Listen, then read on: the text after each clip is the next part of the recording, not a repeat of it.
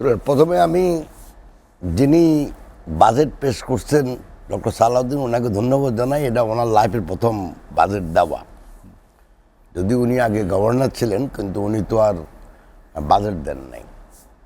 2 নম্বর হলো প্রত্যাশার সৃষ্টির তো একটা জায়গা থাকতে হয়। বাজেটে আমরা কি চাই সেটা প্রত্যাশার সৃষ্টির জায়গাটা হলো যখন আপনার একটা দেশে অবাধ সুষ্ঠু গ্রহণযোগ্য নির্বাচন হয়, সেই নির্বাচনে যারা প্রতিদ্বন্দ্বিতা করে তারা যখন একটা ম্যানিফেস্টো দেয় জনগণের সামনে, সেখানে ওই ম্যানিফেস্টোতে বলা থাকে যে আমি সামাজিক সংস্কারের জন্য কি করতে চাই, অর্থনৈতিক প্রবৃদ্ধির জন্য কি করতে চাই, জীবনমান উন্নয়নের জন্য কি করতে চাই যদি আমরা ক্ষমতায় যাই। তো এই সরকার তো সেভাবে ক্ষমতায় আসে নাই।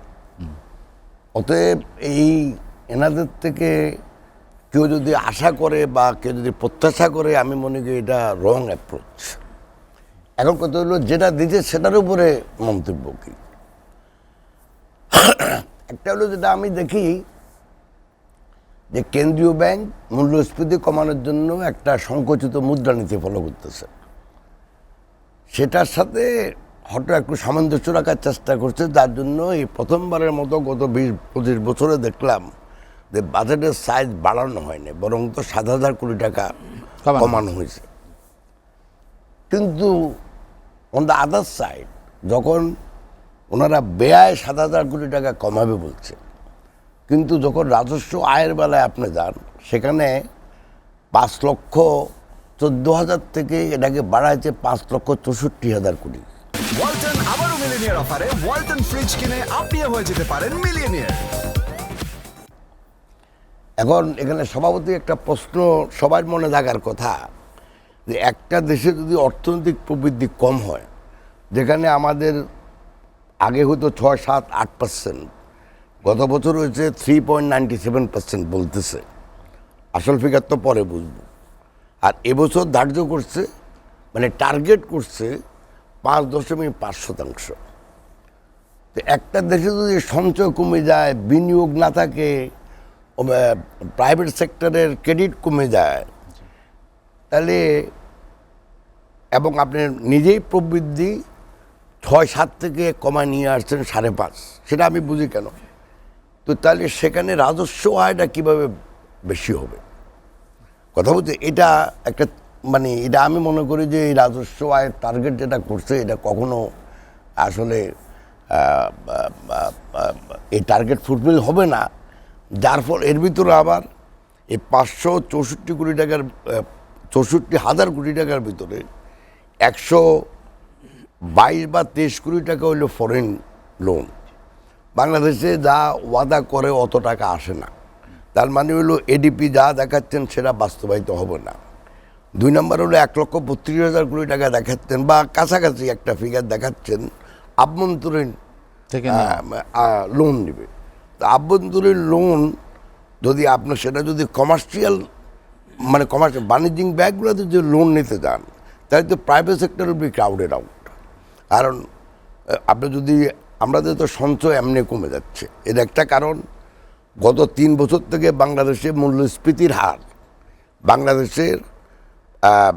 বাংলাদেশের প্রকৃত মজুরির হার থেকে অন্তত 3% বেশি। তো একটা দেশে যদি মজুরির হার থেকে মূল্যস্ফীতি বেশি হয়, তো আপনার তো সঞ্চয় কমে যাবে। সঞ্চয় না হলে বিনিয়োগ হবে না, বিনিয়োগ না হলে কর্মসংস্থান হবে না, আবার একদিক দিয়ে কর্মসংস্থান হবে না, অন্যদিকে রাজস্ব আয়ও কমে যাবে। তো এখন আমি জানি না, একটা নাম্বার দিচ্ছে দেখি, আর ওনাদের তো দায়িত্ব নাই বাস্তবায়নের, যে ধারণা করতে তো হয়তো ইলেকশন দিবে কিছুদিন পরে, তো আমার তো এটা বাস্তবায়ন হোক বা না হোক কি আসে যায়। তো সেজন্য আমি মনে করি যে বাজেটের সাইজ কমছে, আমি মনে করি ঠিক আছে, কিন্তু রাজস্ব আয়ের যে নির্ধারণ করা হয়েছে সেটা বাস্তবায়নযোগ্য না বিদায় আমি মনে করি মূল্যস্ফীতিও কমবে না। একদিক দিয়ে যে জন্য বাজেটের সাইজ একটু ছোট করছে, অন্য দিক দিয়ে আবার এটা বাস্তবায়ন পুরোপুরি করতে পারবে, এটা বিশ্বাসযোগ্য না। মিন্টু ভাই, যেটি আপনি বলছিলেন যে বিশেষ করে নির্বাচনের কথা আপনি তুলেছেন, যে নির্বাচনটি হবে কিনা বা নির্বাচনের জন্য যে টাকা বরাদ্দ রাখা উচিত, গত সংসদ নির্বাচনে যে বরাদ্দ ছিল তার চেয়ে তো অনেক কম রাখা হয়েছে। এক্ষেত্রে কি নির্বাচনের দিকেও মনোযোগ একটু কম কিনা সরকারের? 2600 কোটি টাকার মতো বা 2560 কোটি টাকার মতো নির্বাচনের মানে নির্বাচন তো না, ইলেকশন কমিশনের জন্য। এখন ভাই এটা তো আমি তো বুঝতে পারি না কেন কম দিল। তো ওটা কম দেওয়া নেওয়া কিছু না, এখানে বাজেট তো একটা আয় ব্যয়ের হিসাব দেয়। এই একটা দেশ যে দেশে এটা কোনো দায়িত্ব নাই, যদিও বাজেট কিন্তু অর্থ বিল নামে পরিচিতি। অর্থ বিল সংসদে পাশ করা হয়, যেটা আবার প্রেসিডেন্ট সিগনেচার করে। তার মানে হলো এটা একটা দেশের আইন। কিন্তু এই আইন অনুযায়ী যে আয় এবং যে ব্যয় ধরা হয় বাজেটে, যদি 1 পয়সাও আয় না হয়, এটা কোনো জবাবদিহিতা আছে বাংলাদেশে?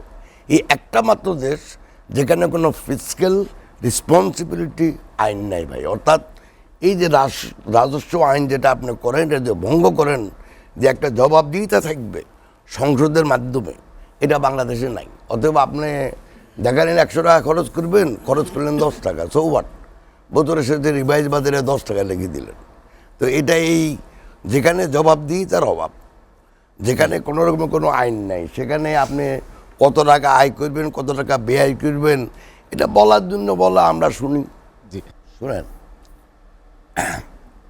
উনি যেটা বলছে ওটার সাথে আমি একমত। উনি বরং কম বলছে। আপনার যেদিকে তাকান এদিকে তো একচেটিয়া মনোভাব। যতক্ষণ পর্যন্ত আপনি একটা রীতিনীতিতে না আসেন একটা দেশ পরিচালনায়, যেখানে তর্ক বিতর্ক, আলোচনা সমালোচনা, আপোষপা না হয়, সেটা না করে যখনই আপনি একটা জিনিস ডিসিশন নেন, সেটাই একচেটিয়া ডিসিশন। একচেটিয়া ডিসিশনের অনলি মানে ওই সিনোনিমাস ওয়ার্ডটা হলো যে আপনাকে বিরোধী দলের সাথে তর্ক বিতর্কে যেতে হবে, আলাপ আলোচনা করতে হবে, সমালোচনা শুনতে হবে, তারপর একটা আপোষপা করতে হবে। শব্দ ওনারা বুঝুন তা না। সেটা তো আমাদের অর্থনীতিবিদ সাহেব তো খুব ভালো করে বললেন যে আপনি দেখেন, আপনি বাজেটটা দিলেন, তার 2 দিন পরে ছুটি, সবাই বাড়ি চলে যাবো, আর কোনো কথা হবে না। তো লম্বা তারপরে ছুটি। উনি বললো যে কত 20 তারিখে পাস করে বা দরকারটা কি ভাই? 20 তারিখে পাস, 20 তারিখে পাস করার লোক তো ওই কয়জন। তো এটাতে তো একচেটিয়া মনোভাবটা বোঝা যায়। কিন্তু এবং আমার মিন্টু ভাই 19 তারিখ পর্যন্ত মতামত দেওয়া যাবে, 22 তারিখ পর্যন্ত মতামত দিতে পারবে না। 15 তারিখ পর্যন্ত এখন ছুটি। তো ও অফিস খুলবেই তো হিসাব করলে 15 তারিখ। 15 তারিখে। তো এখন সেজন্য আমি ওনাদের বলতে ভাষ্য দেখেন, অনুযায়ী। আমি কিভাবে বলি কথাটা, আমার কথাটা হলো যে একটা দেশের এখন বর্তমানে যে অবস্থা, আমাদের পভার্টি, শেষ করতে চাই দারিদ্রতার হার বাড়তেছে, আমাদের কর্মসংস্থান নাই, বিনিয়োগ নাই। সেজন্য আমি বলি অতি সত্বর নির্বাচন করে একটা গণতান্ত্রিক এবং জবাবদিহিতামূলক সরকার প্রতিষ্ঠিত এটা করা একটি সমাধান, জি। আমাদের দেশের জন্য জরুরি বিষয়। সেটাই এই সব জিনিস, এগুলি সমাধানের পথে সামনের দিকে দেশকে এগিয়ে নিতে পারে।